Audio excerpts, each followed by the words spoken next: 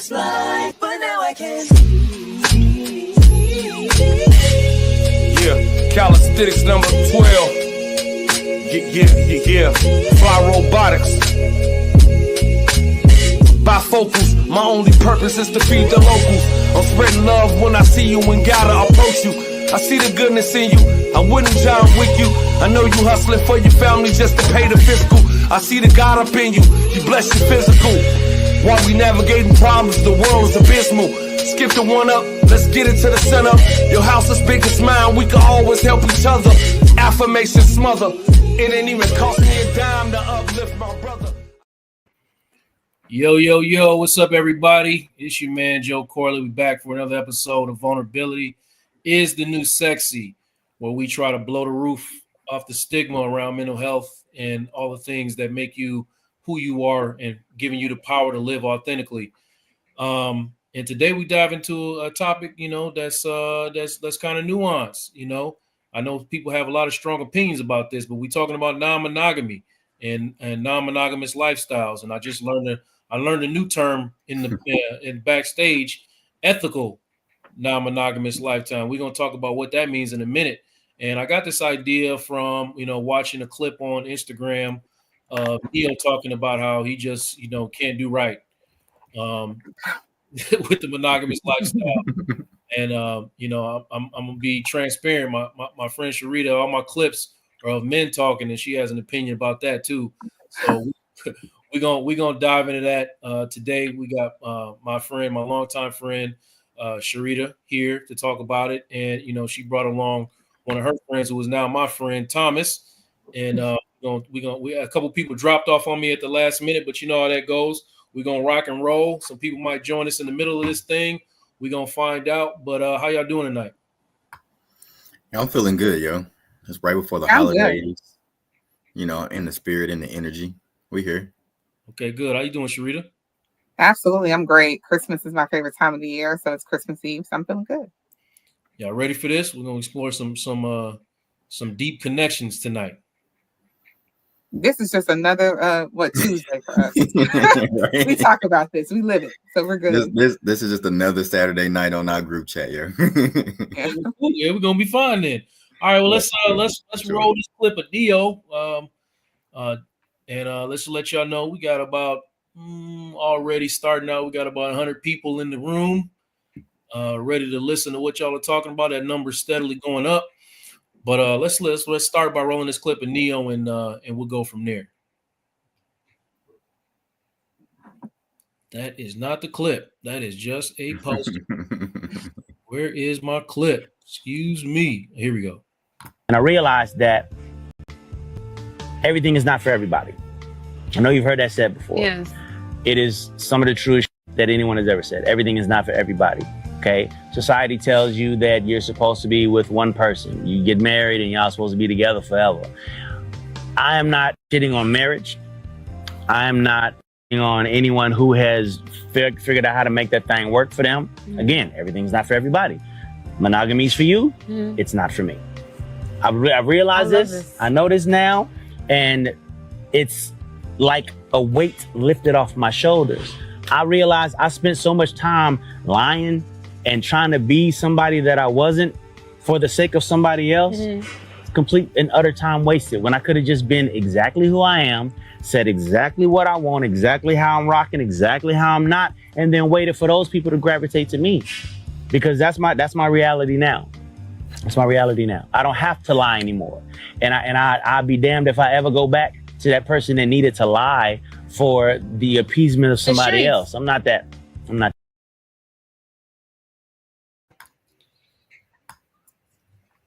So, starting there, man. Let me start because we about to go into the group chat with y'all now. Y'all said this is the other night in the group chat. We about to go into the group chat with y'all. So let me ask you first, Charita, what led you to the non-monogamous lifestyle? What specifically, lifestyle are you actually leading right now? So for the audience to understand.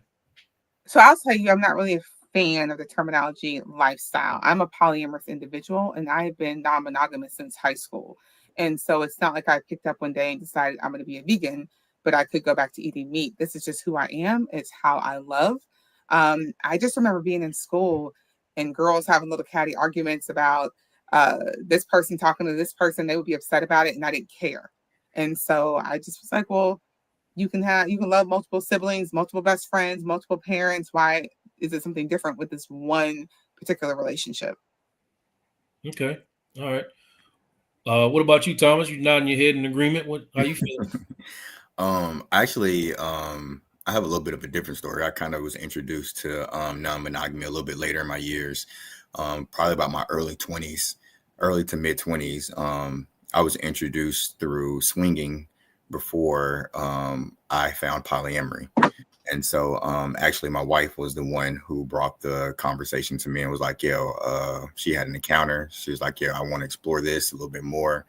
And we kind of got into a little bit of swinging a little bit and was going down that journey. And then we really just wanted to figure out something that really worked for us. So we eventually found a couple of different support groups and found polyamory. So when you say she came to you and said she had an encounter, were you upset, or were you like, okay, well, I've been waiting for this? Not really. It was actually my wife is the youngest of 3 girls, so a lot of her life has just been hand-me-down from her older sisters. I think at some point we threw this big lavish birthday party for her because she'd never really had a birthday party. I think she had gotten, a little one too many drinks. She had an encounter with a young lady one night, and she woke up the next morning. She said, I don't remember, but I think I liked it. And she wanted to explore more of it. And so I was like, yeah, I'm down for it. Let's go figure out what this is. And, from there, she was like, well, we had that experience. And then she was like, well, how do you feel about me interacting with guys as well? And I was like, we can venture there as well. Let's have that conversation. And I think there was just a natural progression that went from, she had this encounter with a woman. We started venturing out and having, I would say, I don't want to get the term wrong, but, we were having sex with others and enjoying our freedom with our sexuality and things of that nature. And then we decided to eventually, move into a more structured environment versus for health reasons. We wanted to make sure that we control what was going on with us as far as health and things. And we wanted more permanent partners. We wanted someone with a little bit more substance versus just a sexual satisfaction. And we kind of found polyamory. That kind of put us in the groove where we wanted to be. Wow, man! I know the chat is going to have some questions for that. I personally, just real quick, I want to know, how long have you been married? Me and my wife have been together since I was 22 years old. I am almost 38, so that's 16 years. We've been together for 16 years. We've probably been married for about half of that time. Okay, bet. Yeah. Charita, I know you at one point you was married because I was there. Yeah, you were there. You were lucky. You're one of the lucky ones. You were there. That wedding. I was at that wedding, and let me ask you. I never asked you though. Did you go into that? You were already polyamorous at this point, and yeah. It was a known thing while you was getting married. Yeah, I don't hide me. And so we actually both had people that we were engaging with, either sexually, I don't think really dating, that were at our wedding. So this is just who I am. I just don't believe that I have to hide who I am. And I don't think that the stigma, if we look at the clip you just played, if we look at the thumbnail, it seems to be really geared towards men when we talk about it. And that's just not the case. If men can love multiple people or sleep with multiple people, women can do the same thing. So yes, it was known that I am polyamorous. I am non-monogamous, ethically non-monogamous. That is important.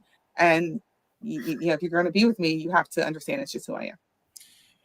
We touched on that backstage, but explain to people what you mean when you say ethically non-monogamous. Yeah, so people who cheat are monogamous. So when we watch that clip of Neo, when he talked about that, hey, he was lying and he was cheating, so now he realized monogamy is not for him. I want to be clear that that's a character flaw. You can lie and cheat in polyamory, polygamy, polyandry, all types of forms of non-monogamy as well. But so that has nothing to do to me with him now deciding that he is non-monogamous just because he can't stick to his commitments. And so being ethically non-monogamous is we're not lying, we're not cheating. You're letting people know who you are. You make agreements with individuals, you stick by those agreements. You're not running around here just sleeping with everyone and lying about it and cheating. And that's where the problem comes in. Study shows that individuals who practice ethical non-monogamy are checking, the STD and STI rates are lower because we're not hiding it. We're getting tested. We're having the conversations versus people who like to lie and act like they're monogamous, but they're cheating. So the ethical part is being honest and true about it. So you're not giving him no like extra points for what I got from that is you're not giving him no extra points for what he said. Absolutely not, because you done lied and cheated on both these wives that you had. It's now all of a sudden you're like, okay, well, I don't want to lie and cheat no more. Well, that's because you probably didn't want them to do anything, right? And so he specifically called out that he believes in polygamy. I'm very anti-polygamy. So that is very one-sided. You want to be able to have multiple women and you don't want those women with anyone else. Yeah. That's selfish and insecure.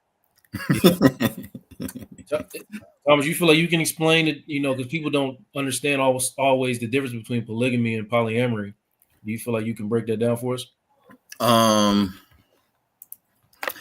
think polygamy is more of like she said, polygamy refers to like, a type of relationship where it's most practiced in a patriarchal society.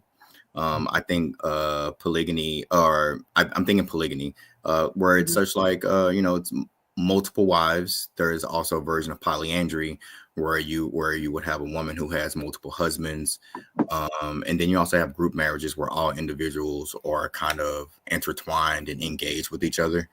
I think with polygamy, like I said, it just refers to more or less one partner having more of the other partner, and the other partner being solely committed to that one person at the top of the kind of pyramid, kind of, so to speak.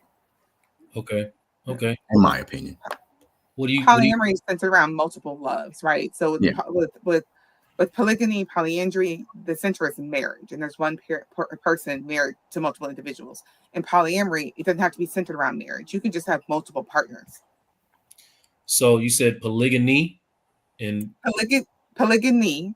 So people think about polygamy with the G. They hear polygamy and they automatically think a man with multiple wives, and that's not the case. No. There are two forms of polygamy. You have polygyny, which is a man with multiple wives, and you have polyandry, which is a woman with multiple husbands. But the central focus is marriage.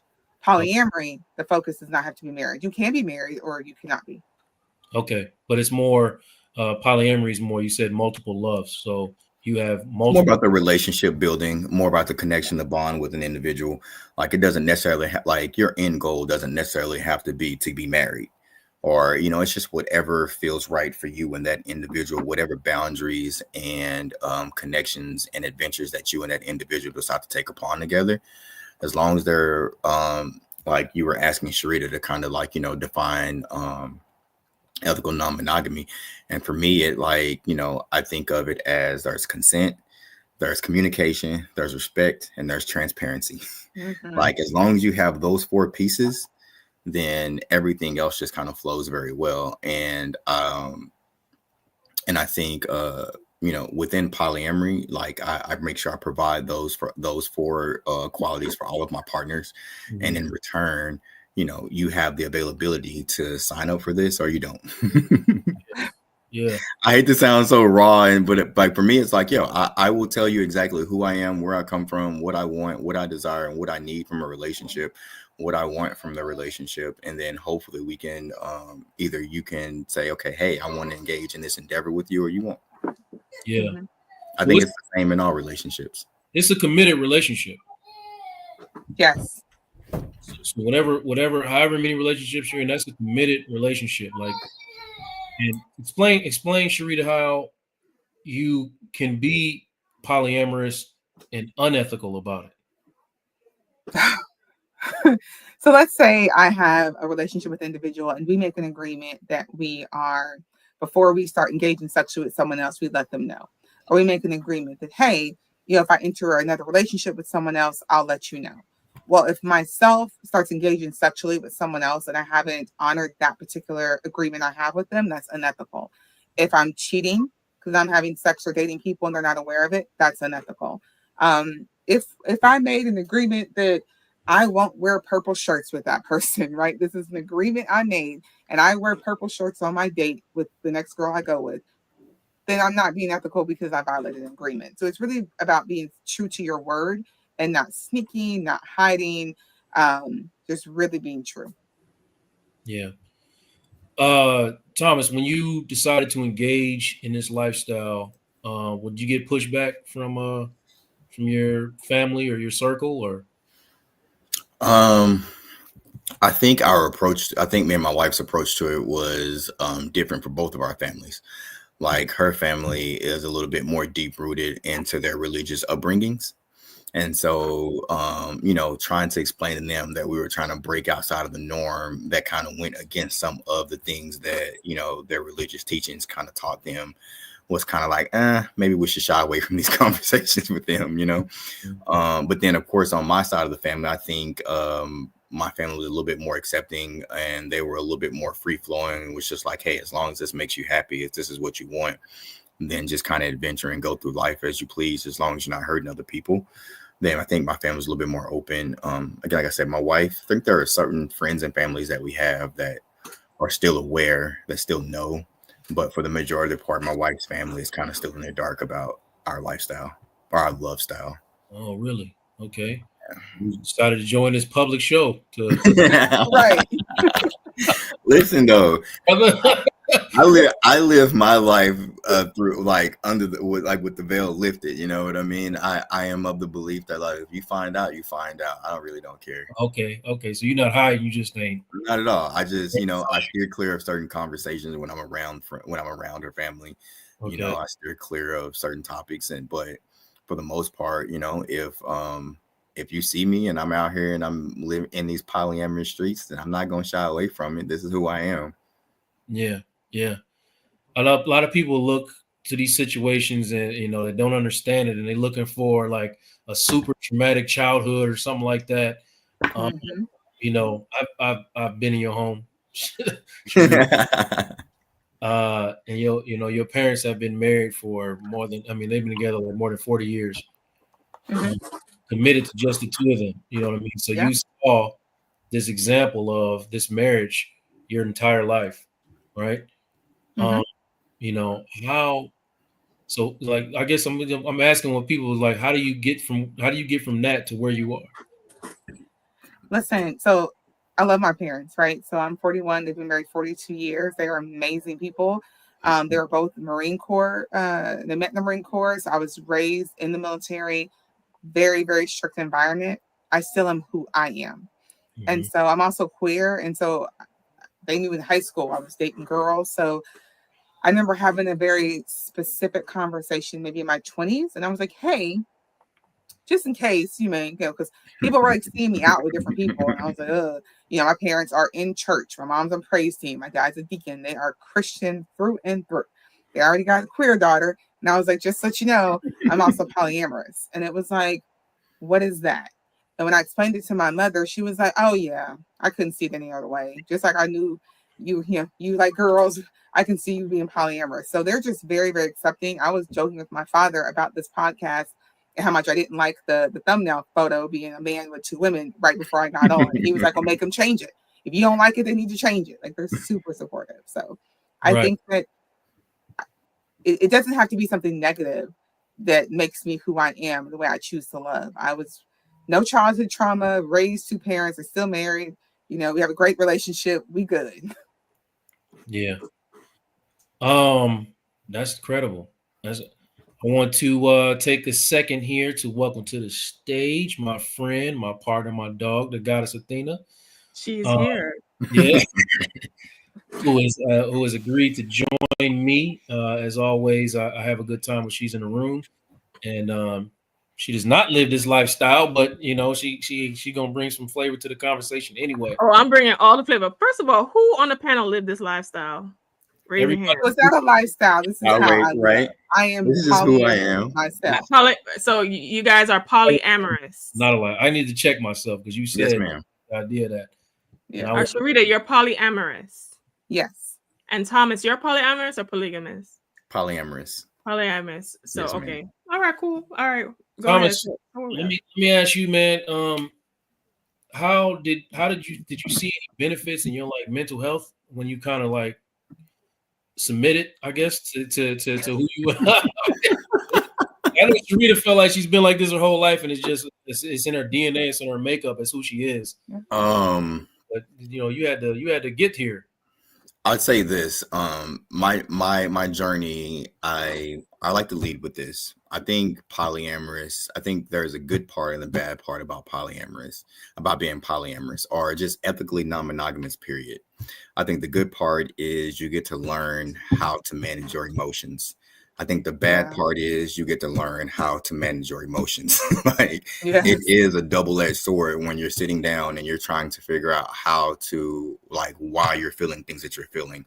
And you're engaging in relationships with individuals who you have strong feelings and strong emotions for and strong connections with. And you bond together on these different frequency waves. And then you start having these flood of emotions, and you may not understand why you're having these emotions, or you may not understand why one partner is feeling one way versus another partner feeling another way. And you're having the same action with both of them, but they're having these different emotional responses.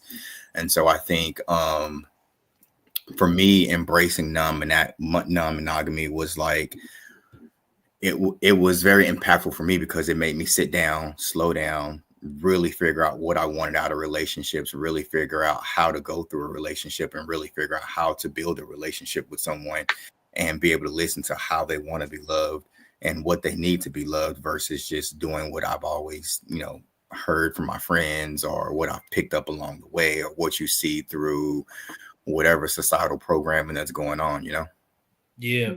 That sounds like a lot of headaches to me, brother. But listen, I think the other good side of that is that you get to learn the things that cause triggers for you. You get to learn things that you get to learn more about yourself, about what you want, what you really desire. And you get to learn about what you will and what you won't be able to put up with in a relationship, For sure. I'm joking, but like I do appreciate the authenticity of it all.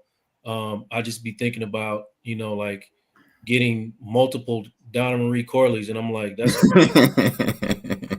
that's my wife. That's a lot, but I know it's not all the same person, because you got different personalities and different things that have to mix together. You want to say something, Charita?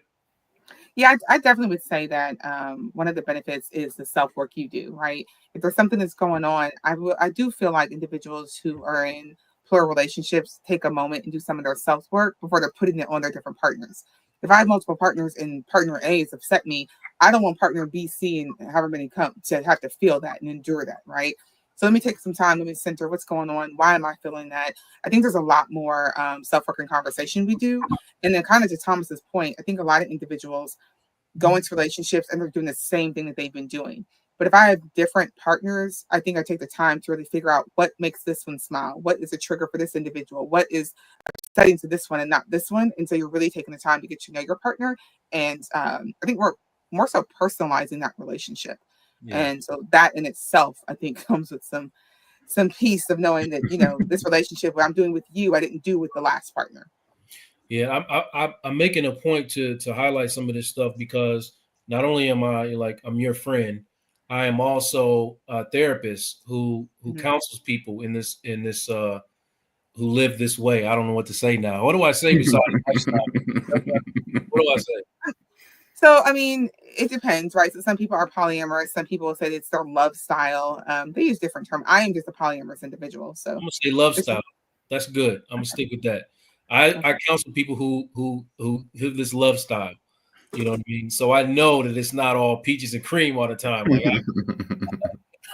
I've sat in the room with some of my clients who are dealing with this, who are angry with their wife and getting along with their girlfriend. You know what I mean? So I've seen it, man. So I think it's important to you know what I mean, to because I think people hear this and they think it's like Woodstock or something. Like everybody.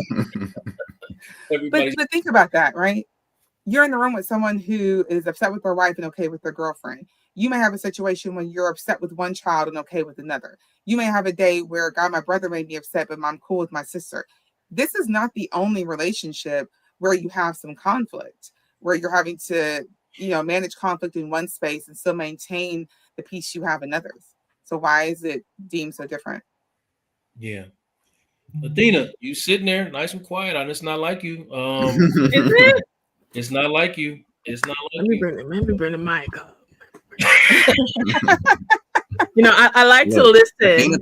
Every time I sit down and listen, you get upset, Joe. Like I don't know how to listen just because we on the show together and I talk a lot. I can listen too. I want you to listen more, but I get nervous when you just sitting there listening.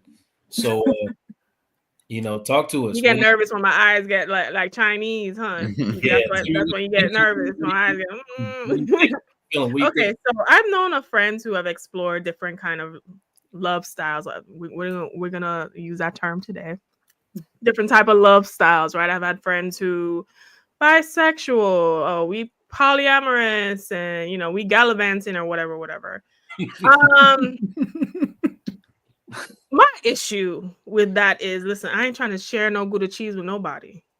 Okay, I remember I was watching Seeking Sister Wives and they had that black couple on there one time, and they was on a vegan diet, and then she had to wait until she converted to the diet, so the pH wasn't going to be thrown off when they had to share and all this other stuff. So for me personally, when it comes to the sexual aspect of it, it's a no, because I feel like my spiritualities, my womb cannot be subjected. I want to know if something off with my womb, I know who to blame. Right? I want to have certainty with who I need to get the machete out and who I need to skewer, right? So that's one part. The second part of it seemed like a lot of work. Like even when I was dating, and I was Olympic dating, so I was like going on 4 days a week. I'm like, I ain't got time to giving attention to all these, man, this energy is draining for me. I'm like, men take a lot of energy. It takes a lot of work. So what I will give people who explore those type of lifestyles, it takes a lot of work to manage those, like you were talking about, emotions and dynamics and making sure people feel heard and seen and valued, and the jealousy and all of that, right? Mm-hmm. For me, to simplify my lifestyle, yes, we are conditioned, but I like the conditioning, because it seemed like to uncondition myself seemed like it's going to take too much work for me to do personally, right?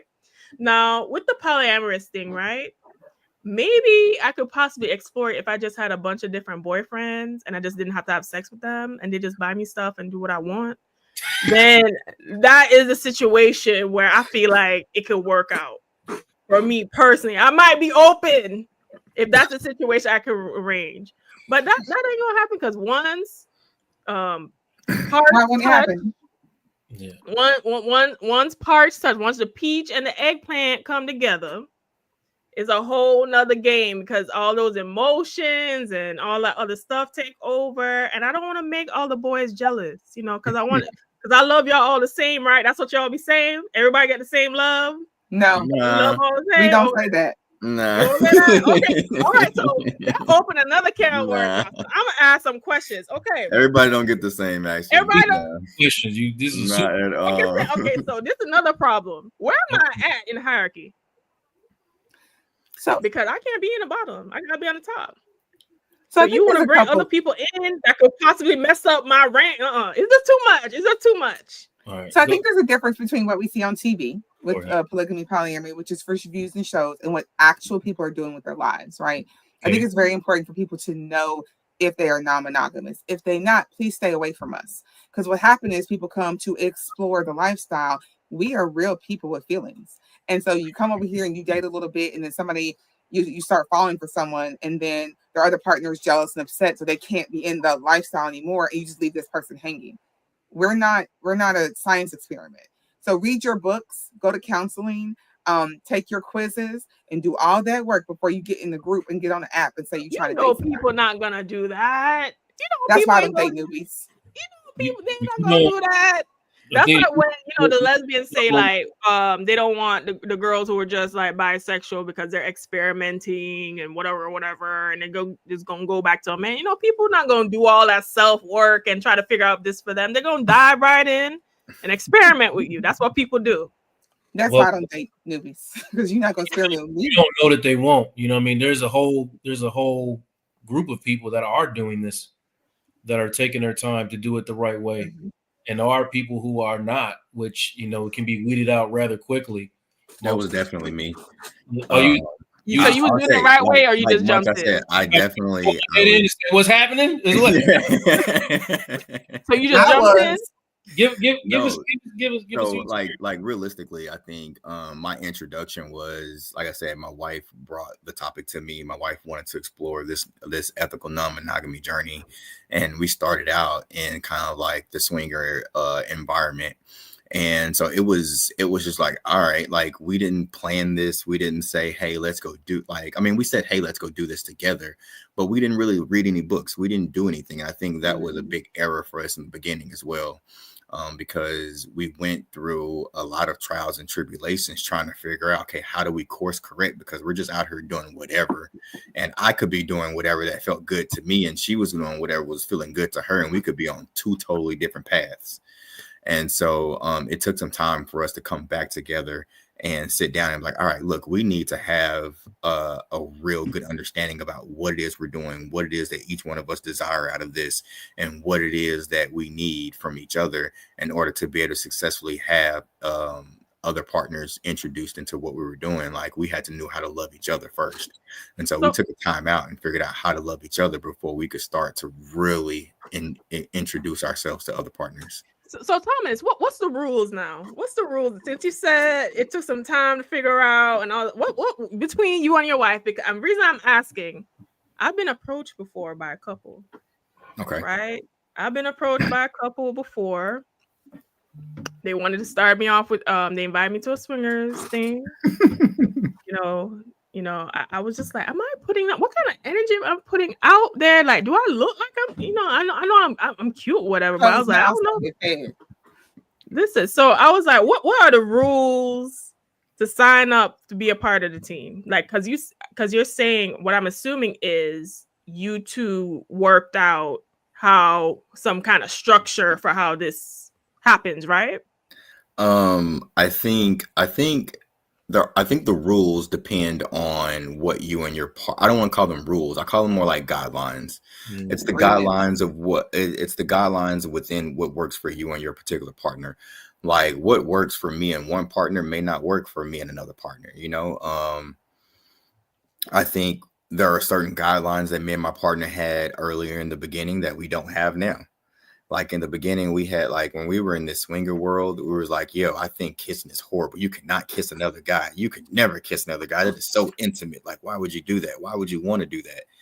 And now, like, my wife has had, relationships with other men. She's had relationships with other women. And I'm like, kissing, that kissing is what happens in relationships. Like, you're going to kiss your partner. Why did I feel so horrible about it before? I feel like it was just a monogamous construct that I had in my brain. And eventually it was like, it's just a kiss, yo. Like, it really didn't mean just a kiss, Thomas. What are you talking about? There's cavity. People have cavity, gingivitis, all kind of stuff. But listen, also, I expect my partner. I also expect my partner to be able to pick quality partners to where she's not kissing on somebody that's going to have some horrible mouth hygiene. You know what I mean? I expect my partner to have some type of, what's the new word, decorum about how they pick their partners. It's like a little bit like homeschooling, like when you coming in, we don't grow up in it like Charita has grown up and developed into a non-monogamous adult. When you come in and you're trying to convert yourself into a non-monogamous adult, you have to unlearn a lot of what you thought. Yeah, exactly. Adapt to the love style. So, but you have a sorry. Go ahead, Charita. Go ahead. So this comment in the chat, it's pretty much still cheating, just accepted with a name attached. Yeah, we need we need to. I thought it was interesting. Go ahead, Charita. That's you, girl. So I want to be honest. I do see a lot of situations where individuals will go into polyamory or polygamy, that kind of thing, because their partner is cheating. Don't do that. That is a controlled cheating environment. That is okay. Well, so and so won't stop cheating on me. Let's claim that I'm polyamorous or polygamous or swinging or whatever because I'm trying to control the environment. That is a character flaw. That has nothing to do with being non-monogamous. This is not cheating. I am not cheating. My partners are fully aware. If I have other partners, I've had up to 4 partners at one time. They all knew each other. Sometimes it was kitchen table where we could all hang out together. Some individuals prefer to be parallel, which means they know about the other person, but we're not in the same room together. We're not all sleeping together. Those were 4 separate committed relationships. So you don't have And to so sleep to sit together. here, no. And So also, I can have my and three it's also not boyfriends, like I about a couple. said. Yeah, so Not it's at also not all, always man. about a couple either, right? And so you can have individuals who are a couple who, if they're swinging, play separately. Sometimes they play together. You can have individuals who are polyamorous, and sometimes they date together, which is a triad, which is the hardest thing to do. And so I wish that would stop being the picture in the forefront of what we see as related to non-monogamy. But you have individuals who are solo polyamorous. They have no intention to ever live with anyone, intertwine their finances, date individuals. And so nobody, well, I am not cheating. There's no betrayal. Thomas is not cheating. There's no betrayal. Our partners know that we are engaging with other individuals. So don't be spreading false stuff about what you don't know about. Okay, so Charita. Hold on. I just want to have. It's fine because I got my own podcast too, so I can invite them and talk too. I can just get the information later on. We can get information here, or we're gonna get it later. Athena, but I got some questions too. So you share the stage a little bit. Actually, go ahead and ask your question. Go ahead, because you told me. Listen, so Charita, with your partners, right? You were talking about making sure everyone knows each other, everyone it's not cheating, and basically answering that question. Are you a solo polyamorous? You want to just live alone and have people, or because you said what's advertised to us, which is really what I know of, is like a throuple, right? But you said that people are solo, polyamorous. Is that the love style you're currently engaging in? No, I'm not solo polyamorous. So I have been married and polyamorous. I have been living alone and polyamorous. Being polyamorous. But solo polyamory is truly don't want to be nested, don't want to intertwine your finances, and that's not where I'm at. So I definitely can have someone I'm married to, lifetime partner, and we can still see other individuals. So no, I'm not solo polyam. Are the men like excited when they hear that you're polyamorous? Or is it like, ooh, I have a woman who? I don't date men. Oh, you don't date. Wait, hold on. This is another. Yes. Wait, hold up. Hold on. Yes, they are. And then I'm like, but I don't date men. Okay, so are the okay? Because all right, this is a whole nother thing. All right, because the psychology of women, we technically don't like to share nothing, Charita. We kind of like to control things. Right? How you convince the woman to like, hey, or you just finding other women who are already polyamorous? That's the preference. I'm not going to try to convince you of anything because it's later going to be such an issue, right? So I don't want to try to convince you or turn you into this lifestyle. I don't like when people do that. It needs to be your own decision. Now, there are individuals who practice monopoly relationships. And so whereas one individual is polyamorous, the other partner chooses to just be monogamous. There are definitely support groups for that because that is, I think, a lot to take on. But no. Okay. Come through, Chloe. You like security that has nothing to do with sharing. Let me ask y'all this. How do you think, what kind of impact do you think this has had on your ability to communicate and to be vulnerable, like in general, with people even outside of you guys' relationships? Let me ask you, Thomas. No, I'll jump right in there. I think much like Mara was mentioning, me and my wife, we first started out in the swinger environment. And for us, it was because we got so comfortable talking about all of our sexual wants, needs, and desires. I think because we were starting at such a young age, we were 22, 23 years old. And I think because it was so easy just to talk about what our sexual wants, needs, and desires was, it was just a natural door that opened for us to be able to talk about our emotions or what we needed emotionally within our relationship, what we needed, mentally within our relationship.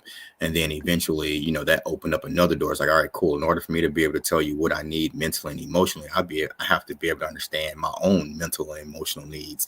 So then I had to figure out, okay, how do I perceive and understand my mental and emotional stability and desires? And then I could be able to effectively communicate that to my partner. So I think there's just a natural progression. And I think it just opens up just continuous doors of transparency between you and your partner.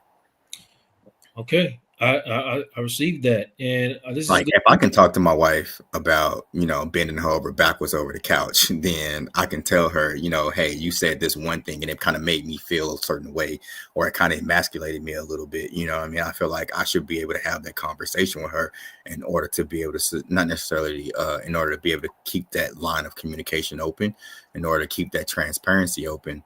It's like, yo, if we can talk about all this nasty shit, we can talk about the important shit too. Now, listen, I've counseled enough men to know that men in monogamous relationships struggle with that. So I'm going to give you some applause for that, brother, because I know for a fact, and that's through my lived experience, that men struggle with being vulnerable in their relationships and being honest about, the stuff, not even the sexual stuff outside of that. But here's a good question from Linda. I wanted to tap on this because, both of y'all have been married, and like why I know why you got into it and flipped, but why you knew who you were, Charita? Why did you even get married? Oh, because I love the person I married. So it didn't. I'm in committed relationships. In that particular relationship, I wanted to elevate to another level. It didn't mean that I was going to be not committed and see other individuals, but I was going to be with that individual and was planning to, intertwine our lives and kind of build our future together. So I think there are a lot of legal benefits and being a tax accountant, some tax benefits that come along with having a marriage. We live in a society that kind of puts that above other relationships, and so it is seen a little differently. But it didn't mean that I wasn't going to love anyone else. So that was understood. Hold on, Adina. We talking them tax. I didn't say anything. What happened? I say you talking tax benefits now. What's Well, as a CPA, I can say that there are tax benefits. And even though I just got off of show and we're talking about, Joe, we were on the show talking about how there's decline in marriage and stuff like that. For sure. And even though marriage is an institution and it's very, what's the word? Probably like, we're conditioned, we're conditioned to want marriage. There are benefits to being married, and it's marriage and that type of relationship structure has shown to have several outcomes that are positive, not only for the people who are married. They tend to live longer, have better, healthier lives. Their children tend to do better and whatever. So how does ethical non-monogamy, polyamory, and all these alternative lifestyles, are there any studies or research that shows that there are benefits for exploring this lifestyle, or is it all just subjective and working on our feelings and emotion and being able to communicate, which are good, positive things, but So what I will say is that the studies that talk about people who are married have all these benefits.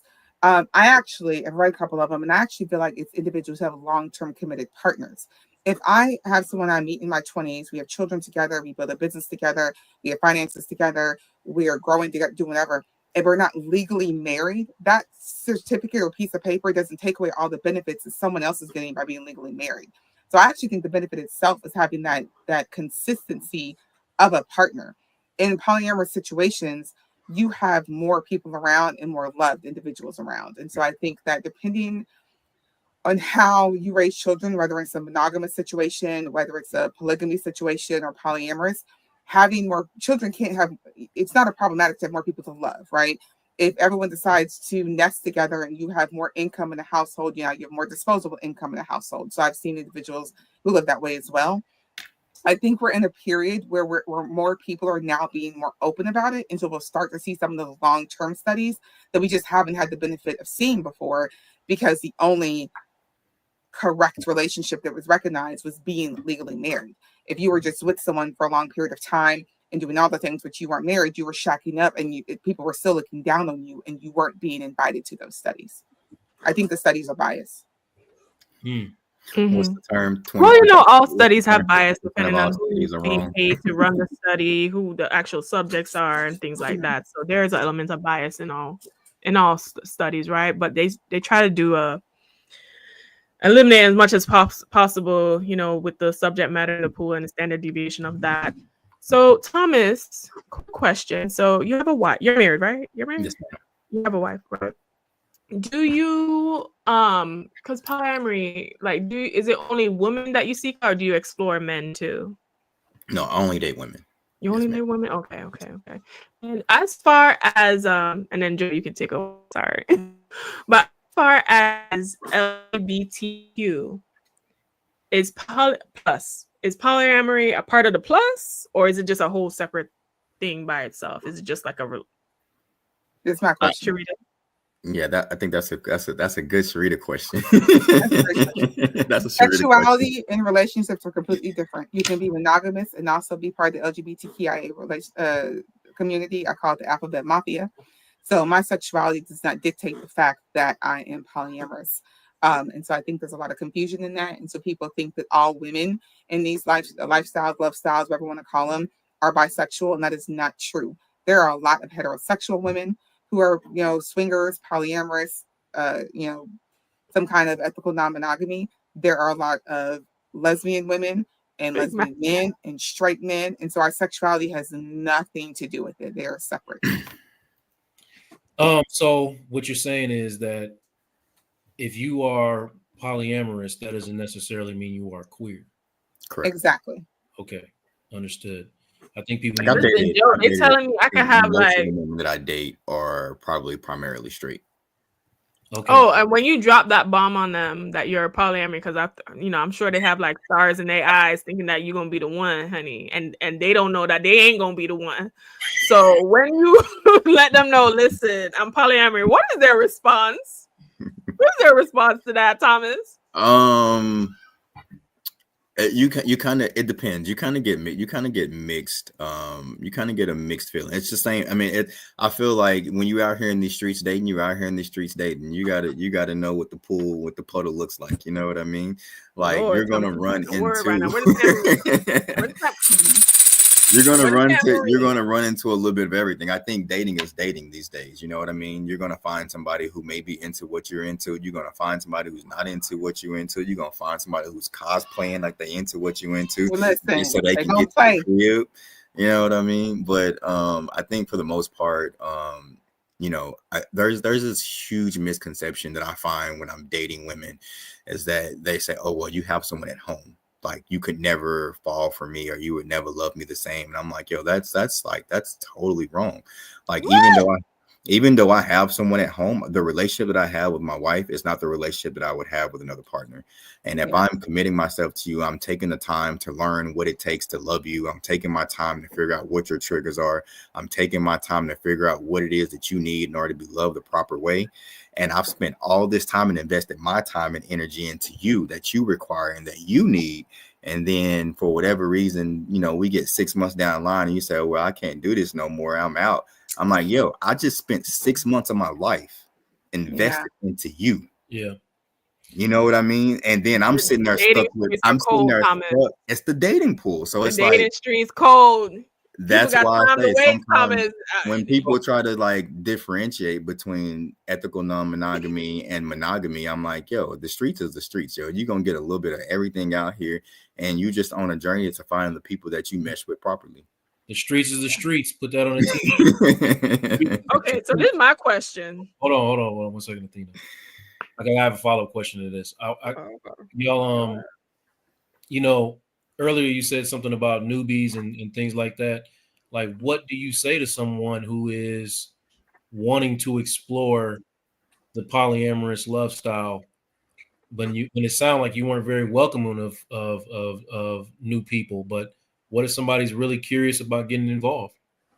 Oh, it's not that I'm not welcoming. I welcome you to all the things. I used to host the Black and Poly meetup groups here in Dallas for like 5 years. We had quarterly education sessions. I'm all about you getting in the groups and coming to events and meeting people. I'm just not going to invest, like Thomas said, my feelings, my time, my heart into you when you're in this. it's like a kid walking into a candy store. They walk into this candy store, it's like, oh my God, I want this Laffy Taffy, or I want the Jolly Rancher, I want this, I want that, and they're so excited, and it's like, whoa, like let's calm down. So I need you to get past that initial excitement and wanting to have everything. There's a lot of mistakes people naturally make with new things that they do, and polyamory is not exclusive of that. Like that will also happen. People will make certain mistakes, and you can make them, and I can be your friend, I could be the homie, we can hang out. But for me to enter a relationship space with you and be committed to you and spend time investing in, then I'm end up getting hurt possibly because of all those mistakes. I don't want to do that. I've done it before and I don't want to. I like to chime in on that real quick. Just like imagine, Joe, you say you counsel couples and things of that nature. Imagine trying to counsel a person through their love life and then also date that person at the same time. Like that would be very, very, very difficult to do. Yeah, for sure. And you said, like, you gave the example earlier about investing like 6 months into a person, and I can imagine, you know, you all have regular lives, like you go to work, right? You know what I mean? You have children to manage and things like that. So making time, I don't have time now for the. I barely got time for. I was like, this is too much work. Donna Marie Corley is a handful. She takes up a lot of my time. Okay, I love it. I love you. We all love Donna. Yes, but trying to like you can invest in 6 months of somebody, and you'd have to take time to invest in them, and then they, you know, and then it's over like that. I mean, is that like a heartbreaking when you got like, you know, 3 other ones over here? Are you still heartbroken when you lose? Well, one? I think for me, the bandwidth that I have, I only have bandwidth like because I am very career oriented. Like my bandwidth only allows me to have like 2 meaningful relationships. So you know, I think whenever you lose a partner, I think regardless of, you know, whatever else you have going on in your life, like it's still hurtful. It's still going to hurt. It's still painful, especially if you're in this journey with all of the most positive intentions and you're trying to build a connection with someone and you have the best intentions and to present yourself in the best way. And you're trying your best to, you know, provide all things that are necessary for this relationship to be able to develop within this ecosystem. And then, you know, for it to end up being a weed in the ecosystem, it's kind of just like, shit, here we go again, you know? Okay, yeah. I mean, we talk about, I would say we go into the ecosystem. Let me ask you this. Can your partners be partners? If that's within your dynamic, for sure. If that's what your dynamic, you know, setup makeup is, then for sure. I think looking like hell no. With me, like for me, I think what I've found throughout the as I've endeavored along this journey, what I've found is that me and my partner, we like different individuals for different reasons. That's why the whole thruple thing that doesn't really work for us. The triad, what we call in the non-monogamy, we call it kind of a triad. That really doesn't work for me because it's just like you know, I like I like different partners for different reasons than my wife does, and so it's just like yeah. So let me say this: I've done the triad thing. I've done the triad thing. I'm not anti-triad, but it's very, very difficult. Because what tends to happen is if one person wants to exit that relationship, the whole triad falls apart, and I don't want my love with someone else to be dependent on someone else's relationship. When it comes to like my individual partners being partners, anybody who knows me, and there's a whole bunch of them right now watching this, I see it, they know I don't like my people to intermingle like that. People do too much pillow talk. No. So a boundary of mine. She want her women separate. Okay. Listen, we can be friends, we can hang out, but as far as you dating someone I'm dating, it's not something I want to participate in. And so it's a boundary of mine. And a boundary just means I'm not gonna tell you what to do. If you decide that there's a partner I have that you're interested in, I would just back away and allow you all to have that space because I'm not gonna do it. But why is I said JoJo said this too. Why is a triad hard though? Like I'm still trying to figure out why it's hard. I'm gonna let you go ahead. I'm gonna let you rock out. I'm gonna let you really explain. I'll counsel somebody in triad, but go ahead. So first of all, people hit triad, they think it's 3 relationships. It's not, it's 4. Okay, so that's the first issue. The other, so you have, let's say it's a pre-established couple. Let's say me and Thomas are in a relationship and we add a 3rd person, right? Hey boo. So me and Thomas have a relationship. Thomas and the other woman have a relationship. Myself and the other woman have a relationship, and all of us together as a triad also have a relationship. And so a lot of times that's a problem. The next issue I see a lot is if someone enters a pre-established couple, there's already this hierarchy. So I made the statement on purpose to say me and Thomas are together and we add a third. You're automatically numbering that person to be at the bottom of the relationship by saying that they're the third person. That's another issue.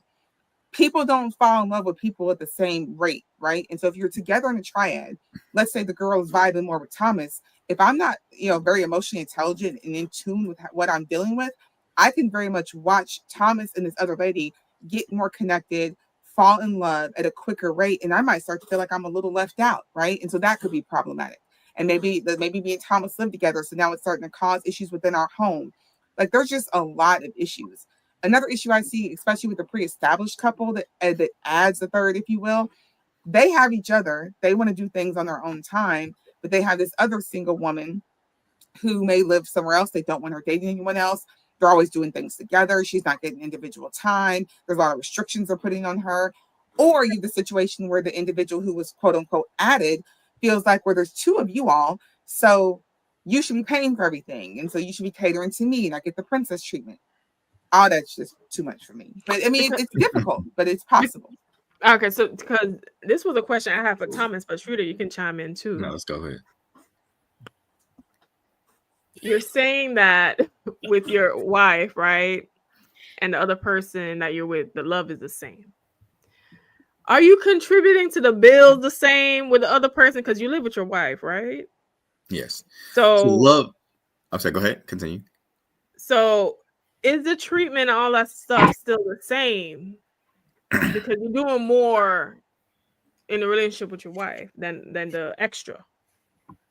Oh, you can't call her an extra. Right, she's not an extra. Yeah, I don't know the term. I'm new, y'all. I don't know what the terms are. This is how my little brain making sense of the situation, right? The little extra 2-piece leg and thigh combo over here. Is she the main? She ain't the main entree, because the main entree live in the house with you. The main entree was in the beginning with you, so she's the extra person. I'll say, much like Charita said, like different relationships grow at different stages, right? So me and my wife, we're married, we're together, we live in a house together, we share our kids together, we live in a home together, right? Share finances together, right? And so if I'm dating someone and we're just dating, and I've only been dating you for, let's say, 6 months, right? All right, now I'm not gonna say only 6 months. We've been dating for 6 months.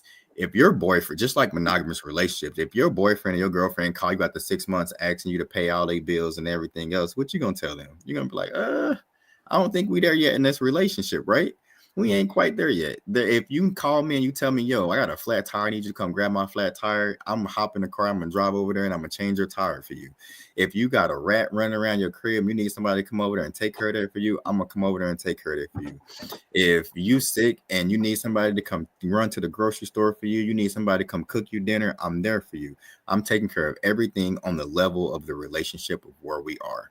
If we've been together for 3, 4, 5 years plus years, and me and my wife have been together, I gotta wait 5 years for a bill to be paid. I'm not saying that. I'm I'm just on a 12 years of slave time. That's not what I'm saying. Let's not get it construed. Let's not get it construed. That's not what I'm saying. But if you fast forward, let's go from 6 months to a year. If we're together after a year, and now you call me and you be like, hey, I might be a little bit, I need some assistance on my rent, or I need some assistance on my car note, or my car needs to be fixed. I'm more subjective to do that for someone versus when I just met them. So it all depends on where we're at in their relationship. I'm not looking for y'all to be on the same level. I'm not looking for you to just jump into a relationship. Meet me where we're at in the relationship, and we will move accordingly. I get confused on why we always equate romance to finances. It comes up all the time. People tripping where you got to do all this, take people on a date. Because I'm with Thomas, I'm gonna meet you where we are in the relationship. If we're like brand new and you ask me to pay a bill, you're struggling and you shouldn't be dating. Right. You not date. You need a part-time job. Amazon. This is what I'm saying. I'm just saying that the love is not the same, because you're just confirming to me you brand new, you this, you that, you here in the hierarchy. Why does that have to be the same? As far as obligations being met, because financial obligations. I don't know why. I'm sorry. I don't know why when we talk about relationships and finance, have you ever heard the very much a part of relationships? It's always a thing. Now, the timeline that you guys want to establish for what you guys are willing to do with a new person, I can understand that. But for you to say that your relation, the love is the same, or we've never It's not said the that on same. this It's call. not the same. You keep saying it's the Love same. is We're not not the saying same. it's the there same. is a hierarchy. That's what I'm trying to say. There is a hierarchy. No, There are no. different Hold on, other people's obligations are being met more than others. What I'm hearing is Nah. that I'm not hearing a hierarchy. I'm hearing separate and different relationships. You know what I mean? There's no such thing as equality because we're in two different spaces in our relationship. Right. So it's like if I'm, with further along with this person in my relationship with them, that's just what it is. So asking you to come in and try to compare yourself to somebody who I've been with, is for this amount of time or this many years is not fair. That's unrealistic. That's unrealistic. That's what I'm hearing. Right. I mean, Yeah. there's never, any, and like I said, there's a lot of, I think somebody said it earlier. I mean, there's a mindset shift that has to happen for you to even, really grasp what's going on here. And I'm just listening and learning. I'm not in it. I don't know. I'm not looking to get in it, but I'm understanding, what it is. And I learned, and as much as I talked to Charita, I learned more about the situation tonight than I knew before coming in. So that's all I'm saying. You know what I mean? Like you need to take every relationship for what it is, and not be so comparative. So for you, obviously, this love style would not work because you need to be the top dog, right? You telling me? You You need to be the top dog, right? Listen, it could work. I can have 3-4 boyfriends. I might even throw a girl in there. Y'all can. All right, because this is it for me, right? I would come into a category as a newbie, right? I'll be a newbie, right? If I was to embrace this lifestyle. Let's put this hypothetical, right? Let's say hypothetical, just in case somebody clip it and make it seem like I ain't say hypothetical before. Let's put this hypothetical out there. What is the benefit to me? Like, it seems like I gotta come and get the ration resources, and then the other aspect of it, okay, the love, right? The love. But for me personally, I can just love one person romantically. Like I have love in friends, I have love in acquaintances. For romantic love, I just feel like it just takes so much work to embrace polyamory in that way to make sure everyone's happy, it's a lot of work, it's a lot of maintenance, it's a lot of emotional work. And then I'm gonna come in and Athena. I'm gonna be in the bottom, everybody getting the resources. What we have established is you're monogamous. Right. So what we've established is you're monogamous because it's actually not a lot of work to me because I am naturally polyamorous. And so you're like, what's the benefit to me? I probably don't walk around and think about what's the benefit to me. I think about, goodness, I love this person. Like, what can we do together and what can we grow, right? Like, what can we create from this? Because I naturally love multiple people. So I think what we established is that you're monogamous and you should keep doing that. Listen, I would have to be on like not specifically Nick I'm sorry, Joe. I think Joe needs us. I think Joe needs us. Bad. I need to be taken care of on the level of a wife. Like I need you running off the rails. Chill out, man. I need to be taken care of on the level of a wife. But it's fine. Like you said, I'm monogamous. I just want to love one man and focus on one unit because I feel like my brain already fried as is. Never mind. I digress. Don't say nothing because Joe needs us. Well, let me just get to this. I'm gonna close it down, but I do want to basically, and I don't want anybody to feel like they have to explain their love style or how they lived or anything like that. But I do want you to kind of summarize what you feel are like the major takeaways from the night, because I'm more thinking of it from the people who want to live authentically who they are. This is what I do.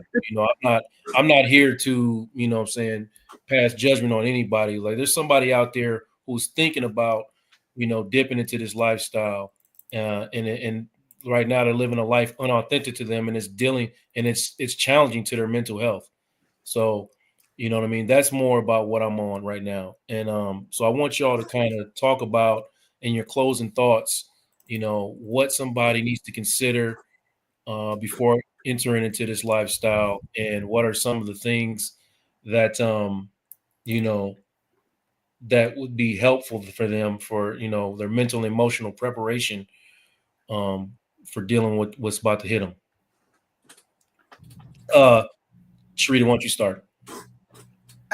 Okay, so I would say that listening to podcasts, attending meetups, having conversations with individuals who are polyamorous, meeting with a therapist who specializes in non-monogamy would also be really beneficial.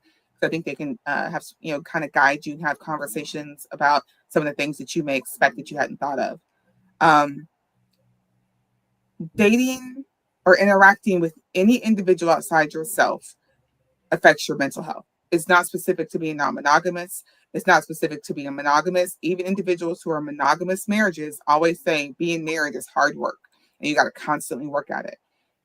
And so I'm not going to sit here and pretend that I've never had a stressful situation, that I've never been like, one partner's upsetting me and then the other partner starts upsetting me before I can get past what the other partner did. I'm not going to say that never has ever occurred, because it absolutely has happened on more than one occasion. But I'm certain people who are monogamous have also had a situation where their partner at home upset them and they went to work and a coworker upset them and then maybe their family member upset them. And so you've had the exact same situations as well. It just wasn't from a romantic love. And so I think people need to be real with themselves. I don't really do selfishness. And so if it's, hey, I'm interested in this lifestyle, love style, whatever you want to call it, because I want to be with multiple people, but I don't want my person to be with multiple people, that's pure selfishness. Don't do that. Or stay solo polyamorous, right? I think it's really, really important to know who you are, to take time out for yourself, to center yourself and focus on your peace, and get in therapy if needed. Take a moment and just, when I mentioned before that I had 4 partners, it was ridiculous. I should have never done that, ever. And I will say it all the time. I don't have the bandwidth. I shouldn't have done it. There are only 7 days in the week, and I like to be by myself. That means I can't even give each partner 2 days a week without seeing multiple people at the same time. And then when does Charita get her own time, right? And so that was very, very stressful and wasn't the best of my mental health. Having maybe 2 partners, much better, much better situation, And so I think that you also have to know what your bandwidth is and take the time and get to know yourself, and not just be a kid in a candy store and dive in thinking, oh, I can have everything for myself, because that's just not realistic. Thank you.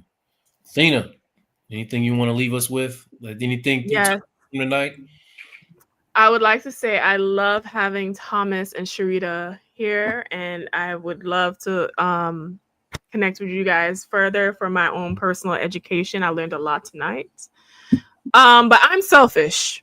So, and I know myself, and I can say that with I ain't even big eyelash on that. So at least I know myself, right? So at least I can communicate that, right?